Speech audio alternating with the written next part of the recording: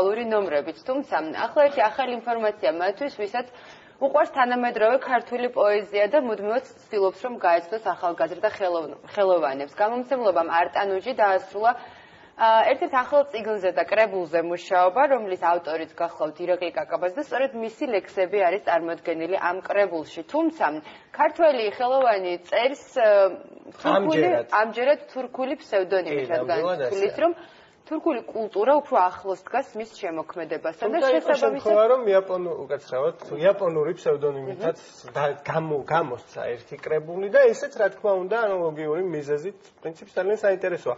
დღეს შედგება წიგნის პრეზენტაცია აბანათუბანში, ყველას ვისაც გაქვთ წიგნის გაცნობის სურვილი, ასევე ვისაც გაქვთ სურვილი რომ დააგემოვნოთ არაჩვეულებრივი ჩაი ამ ყველაფერთან ერთად, მოკლედ გელოდებიან ორგანიზატორები და კიდევ უფრო კარგად და ღრმად გაანალიზებთ იმ პოეზიას, რომელიც თურქული ფსევდონიმით შექმნა ირაკლი კაკაბაძემ, ფსევდონიმის შესახებ, მისი იდეების შესახებ ლევან ჯობავა მოგვიყვება.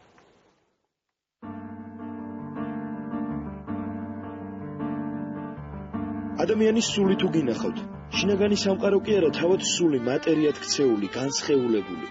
მე მინახავს არც მომჩვენებია და არც წარმომისახავს, ცხადად ვიხილე. ასე იწყებს საკუთარ სათქმელს ირაკლი კაკაბაძე, რომელიც ამჟამად ისქანდერ ბალთაზარ ქირმიზად მოგვევლინა და საკუთარ მხატვრულ დოკუმენტური პროზა თურქული სიმღერების გზამკვლევად მონათლა. გზამკვლევი თურქეთის ისტორიასთან ერთად ერთი პოეტის ცხოვრებას გვამცნობს. სიკვდილისპირას მყოფი თურქი ხელოვანი ნაფიქრალს ირაკლი კაკაბაძეს ჩანაწერის სახით უზიარებს. მკითხველის გარკვეული ნაწილი კარგახანს ვერც კი გაიგებს ვინაა ნამდვილი ავტორი და ნაწარმოებს ისქანდერ ბალთაზარ ქირმის მიაწერს. ალბათ ერთ იგივე მიზეზი აქვს ორივე წიგნს ფსევდონიმით გამოცემისა, რომ ეს არის წარმოსახვითი ადამიანის ცხოვრება, რომელიც შეიძლება ითქვას, რომ ავტორის არარეალიზებულ ცხოვრებას გადმოცემს, არ განხორციელებულ ცხოვრებას. იმ ქვეყანაში, იმ ქალაქში, რომელიც ძალიან გიყვარს და რომელიც შესახებაც ბევრი რამე იცი და რომლის შესახებაც გინდა მოუთხრო დაუშვათ ქართულ მკითხველს.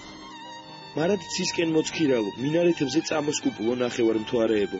რასაბრალონი ხართ, ვერასოდეს რომ ვერ გადმობრუნდებით და ვერ იხილავთ გადაზევილ ცასა და მიწას. ერთმანეთში შეზრდილ სამოთხესა და ჯოჯოხეთს. რასაბრალონი ხართ, მარად უსიტყვო მდუმარე ცისკენ მოცქირალო ნახევარმთვარეებო. გამომცემლობა ინტელექტის წარმომადგენლები დიდი ხნის განმავლობაში მსჯელობდნენ თუ სად უნდა გამართულიყო პრეზენტაცია და საბოლოოდ აბანო თუბანი არჩიეს. მარიკა ბაკურაძე ამ წიგნის გამოცემას მოუთმენლა და ელოდა და მისი აზრით თურქული კულტურის მოყვარულ მკითხველს ხანგრძლივი და სასიამოვნო მოგზაურობა ელისე.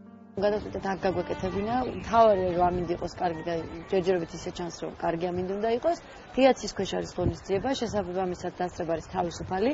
ყველას ვისაც უყვარს საქართველო და უყვარს თურქეთი და აინტერესებს ეს ორი კულტურა, რითი გავს და რითი არ გავს ერთმანეთს, ვისაც უყვარს ჩაი, ჩაიზე და ძალიან გებრიელ ტკბილელზეც ვეპატიჟებით, იქნება წიგნი, ჩაი, იქნება ლამაზი ხალიჩები და ასევე იქნება ცოცხალი მუსიკის კონცერტი. წიგნის პრეზენტაცია დღეს საღამოს 7 საათზე გაიმართება. თბილისელებს და ქალაქის სტუმრებს ქართულ აღმოსავლურ განწყობას ჭრელ აბანოებთან შეუქმნია.